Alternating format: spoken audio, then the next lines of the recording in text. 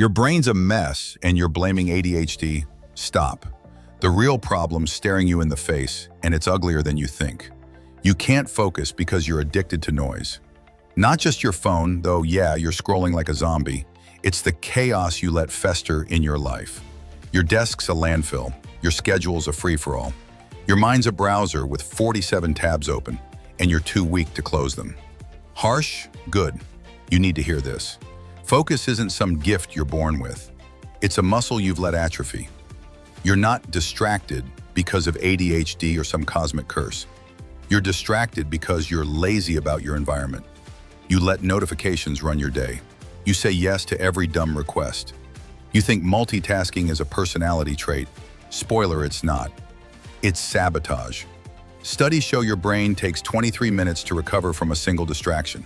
That ping from your group chat? It's not just a second, it's a quarter hour of your focus, gone. You're choosing this. Every day you're handing your attention to apps, people, and tasks that don't deserve it. Here's the brutal truth. Your lack of focus is a lack of discipline.